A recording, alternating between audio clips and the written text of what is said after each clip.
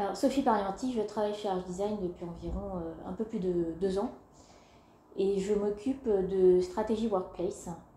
Et donc depuis 2 ans, je m'occupe plus spécialement de conseiller nos clients sur la façon dont leurs collaborateurs devraient travailler demain, la façon dont ils pourraient aménager leurs nouveaux espaces de travail pour faciliter justement leur venue au bureau, pour leur donner une expérience collaborateur plus enrichissante que celle qu'ils peuvent avoir actuellement sur des espaces de travail traditionnels. Alors en général, la stratégie workplace, c'est quelque chose qu'on voit assez en amont du projet. C'est la phase de réflexion de comment on va mettre en place ce projet. C'est comment faire revenir les collaborateurs au travail, comment les faire revenir au bureau, pardon, et comment rendre leur expérience collaborateur au bureau plus satisfaisante. Là maintenant, il faut une réelle réflexion par rapport au digital dans les espaces de travail. C'est-à-dire que pour que les espaces fonctionnent correctement, il faut que le collaborateur ait une expérience fluide de ces espaces de travail. C'est-à-dire qu'il puisse se déplacer, avoir une certaine mobilité dans l'espace. Alors, ça regroupe plusieurs choses, la stratégie workplace. En fait, c'est un terme assez global pour parler de plusieurs choses.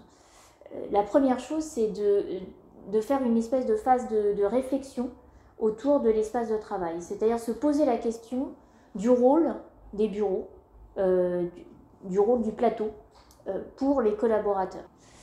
En général, je reproche à mes clients de nous contacter un petit peu tard.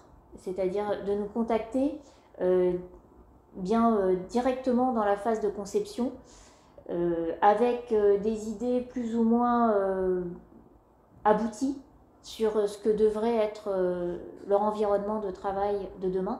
Idéalement, je pense qu'il faudrait prendre les choses assez tôt dans le process et laisser en fait au codir la possibilité de se faire une réelle idée de ce qu'ils souhaiteraient pour demain et de nous laisser le temps à nous de faire un accompagnement au changement avec une implication des collaborateurs dans le projet de conception qui permettent à tous les collaborateurs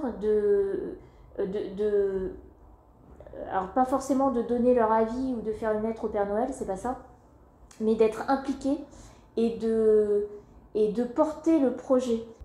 Le projet d'aménagement, c'est un projet qu'on fait pour une entreprise en particulier.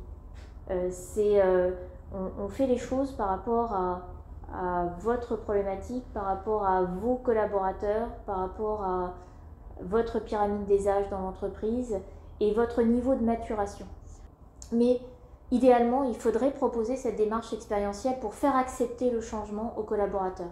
Le changement, il ne s'accepte que si on fait l'expérience du changement. Lorsqu'on dit à un collaborateur qui a un bureau individuel depuis 20 ans que demain il va travailler dans un espace ouvert avec 10 autres collaborateurs à côté de lui, en général, les choses se passent mal. Et en général, il a beaucoup de peur autour de ça. En fait, il faut toujours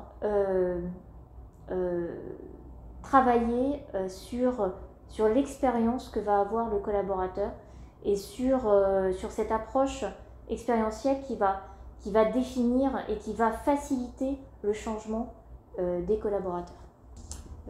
Donc environ entre 80 et 500 collaborateurs, c'est notre cœur de cible. Donc si vous êtes dans ce cas-là et que vous vous posez des questions par rapport à votre environnement de travail, à le rendre plus attractif, plus optimisé et si vous avez des problématiques particulières autour de l'environnement de travail, n'hésitez pas à venir nous rencontrer au 13 rue de Caumartin. On vous accueillera avec plaisir. On vous montrera également aussi comment nous sommes installés, comment nous avons géré le poste partagé et on pourra échanger sur vos problématiques afin de vous aider à dégrossir un petit peu la situation. À bientôt.